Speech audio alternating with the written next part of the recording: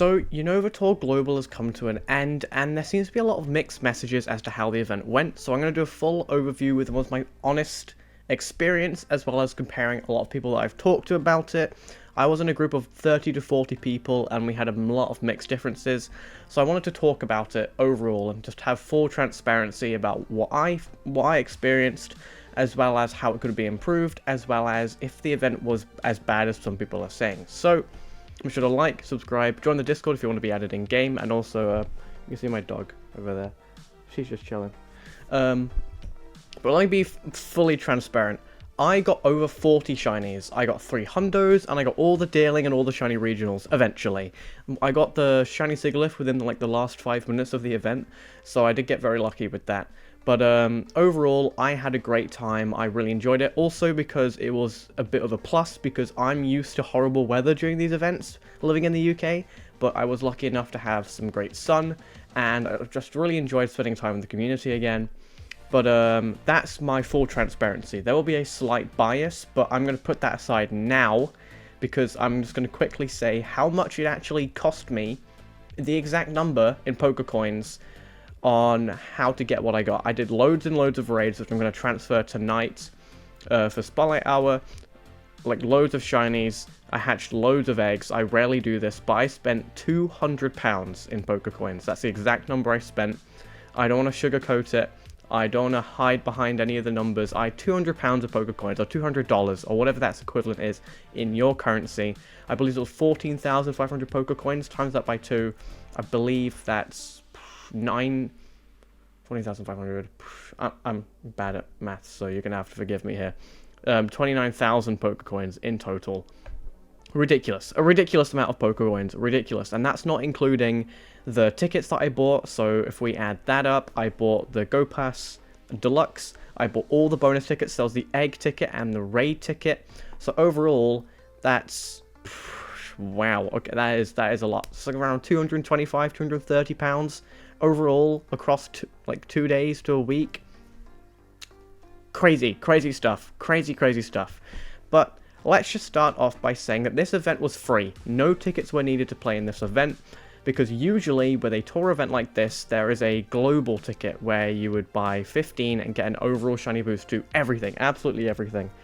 And this time it was free, which means the shiny rates for wild Pokemon were disappointing. The majority of them were full odds, except for the ones I'm going to mention now. Dealing, Pikachu, Basculin, the starters, so that's Snivy, Tepig, and Oshawott, and ones that are usually boosted like Clink, and all of the Enigma encounters were 1 in 64 as well, as let's not forget Zorua. Everything else was not boosted, so if you got like a shiny Drawlbur, or like a shiny Cryogonal like I did, I managed to get like 3 shiny Drawlburs randomly, but yeah. The shiny rates were bad, but it was a free event, so all the things that were boosted is still an additional bonus to the event itself. Is it disappointing? Yes. I think the overall consensus is that usually these are the conditions without a ticket for an event. Usually there are boosted shinies even if you didn't have a ticket during Sinnoh Tour, like the Pikachus and the Basculin. But for some reason they didn't do a ticket this year, and they just made everyone have these really bad shiny odds, which I think is probably the worst decision they could have made, in my opinion. I just think it was really bad. But overall, I really feel like if they gave us an option of buying like a £15 ticket with some bonuses or something like that, it would have been nicer. Because, if you didn't know, across the 2 days, you only get like 2 free raid passes on both days, meaning that you can't free to play. If you didn't save up any coins, you won't be able to get your enough fusion energy to fuse, which means you can't complete the free research, even with the free codes that they gave out for all of the fusion. I think that was a bit silly. I think that was a really silly thing that Niantic decided to do. But on the topic of raids, let's talk about them. We had Reshiram, Zekrom, Black and White Kyurem, all the Pikachus, the starters, and Druddigon. Now, I didn't raid anything but the 5-star raids. But I just wanted to quickly talk about it. I don't know if this is just a me thing, but I was talking about this in my group, where they felt a bit condensed. Everything revolved around Kyurem in that event. It seemed like Kyurem Tour, because everyone was getting shiny Kyurems instead of wild shinies. But if you were getting a Reshiram, it was for Kyurem. If you were getting a Zekrom, it was for Kyurem. And I didn't really like that idea, because during Sinnoh, right, we didn't need fusion. It was just catch that Pokemon and now you've got it. With Dialga Palkia. And then alongside it you had regular Dialga and regular Palkia. I really feel like they really missed the mark on that this year, where every single catch seemed to go towards something, if you know what I mean. Every single catch went to Kyurem. Every single catch is like, oh, down don't have the background, can't use that. Backgrounds are fun. Don't get me wrong, backgrounds are very fun, and I like if you fuse them, you get a mixed background. I think that's a really, really cool idea. Was it executed poorly? Maybe, because I don't know if this happened to you guys, but I chose a ticket which has Zekrom and White Kyurem. So every White Kyurem raid that I did should have Glaciate. But there were 5 to 10 raids where I did a White Kyurem raid and didn't get Glaciate. So, a bit bizarre. Don't know why. Also, for some reason, that bonus of getting Glaciate from your White Kyurem would expire as the event ends locally for you, so like 6 PM. But the raids continued until 10 PM, so if you did raids afterwards, you wouldn't be able to get that bonus thing for the Kyurem, so I don't think that's very good. Here's a big thing that was missing out this year. There were no roaming wild legendaries. I really assumed, because when I did a breakdown about the event not too long ago, I predicted that there would be Landorus, Tornadus, and Thundurus in the wild, like how there were Mesprit, Uxie, Elf last year, and Latios and Latias the year before that. It was really disappointing to not see them. That was honestly one of the highlights you can look forward to during a Go Tour. It's just such a cool thing to be like, ooh, I can get like a wild, shiny, level 1 legendary, which I was hoping for because I collect level 1 shinies. But, unfortunately not. But, let's talk about the Road to Unova Tour event. This is going to be quick and brief. But, I ended up really enjoying this event because of the amount of raids that are in the rotation. But it just kind of made me think, what if Unova Tour had like some of the best raids? Because everyone likes Terrakion because it's useful. Everyone likes Landorus because it's useful. What if we had Reshiram, Zekrom? So what if we had Zekrom, White Kyurem, and Landorus 1 hour, and the next hour it's Black Kyurem, Reshiram, and Terrakion the other hour? I think that would be pretty cool, because since, well, if people aren't interested in Kyurem, then they could do something else, if you know what I mean. But I guess it would pollute the raid pool, I guess, so maybe it won't be worth it. But the free research for all the legendaries is always really fun, although I would wish to have a Reshiram and a Zekrom encounter in those raid researches, and it also seems that we're getting level 20 Pokemon now, so level 15, so to prevent another Giratina altered form Apocalypse in Great League, I suppose that's alright. But getting like 5 Genesects is just kind of annoying at the end of the pass. I would have liked a Zekrom or a Reshiram or a Kyurem at the end, since they were in raids during the week. But you know what? It's fine. No big deal. They did give it out twice, which is really cool of them. That's probably one of the coolest compensations they've given out to everybody. So that's little bonus points in my book. But let's get to the field research during Unova Tour Global. In my opinion, this is the highlight. I really pictured myself just doing raids all weekend, but I ended up just doing the research. The research was fantastic. Easy to complete, so you just have to power up a respective Pokemon, or you just have to transfer Pokemon, which just continues because you just quick catch anyway, so you're just transferring and getting encounters as it is. Easy to complete, shiny boosted, they're really common, and the Enigmas are really cool. Although they were rare, the Enigma Pokestops were just really, really, really cool. The backgrounds looked amazing. The Pokemon that you could encounter, the fact you could get a shiny Boldor or a shiny Darmanitan, like, just as for the encounter, super cool. But this didn't happen to me personally, but a lot of people within my group and a lot of people on Pokemon Go Twitter were experiencing glitches and crashes, which seemed relatively common. I think I only experienced it once when my game crashed while encountering Kyurem, but I got back in the raid anyway, so I just ignored it. People crashed when doing trades with me. People crashed when trying to claim a research task, so they just fell into their stack. People crashed when encountering Kyurems and then ended up losing them because the raids rotated. It was just a bit bizarre. The game is in a really bizarre state right now, where during big events, the game just seems to mess up. And I just wanted to look at the LA Unova Tour to see if this happened as well. And it seems like it did. I saw Pogo Milo, like, just seemed to have immense amount of lag and crashing when he's just trying to catch some Kyurems. He lost a 98 Kyurem. because he ended up having so much lag in his game. That was a bit interesting. I wonder if Niantic are going to address this and fix it. Don't put your money on it. I honestly expect them not to, but, you know, you can be surprised, I guess. Right, let's talk about the eggs. The eggs were fun, in my opinion. The eggs were fun. Across the week, I made the mistake. I thought Monday, like last year, the 10 kilometers were available, so I hatched everything I could, and then I spun all the stops, and I was like, oh, great, they're all 2-kilometer eggs. The bonus of that is I actually hatched loads of Larvesta. Sadly, I still don't have the shiny yet, and I still don't have enough candy for Volcarona. Go figure.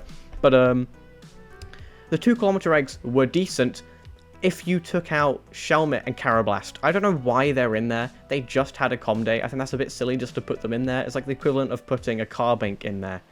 It's so dumb. But Timber, very nice. Rog and Roller, very nice, because both of them, if you evolve them during the weekend, would get their legacy moves, which is also a little fun bonus, but that's a given. I would have liked the ability to hatch the regional eggs before the event, like GoFest and Sinotaur, but you know what? I guess that wasn't going to be a thing, and you're not. Fair enough. Fair enough. But at least during Unova Tour, I wish they could have made them either a guaranteed 10-kilometer egg when you spin a stop, or at least a bit more common. I had a lot of 5-kilometer eggs and 2-kilometer eggs. The 5-kilometer eggs were pretty decent because they had regionals. I didn't get any shinies from them.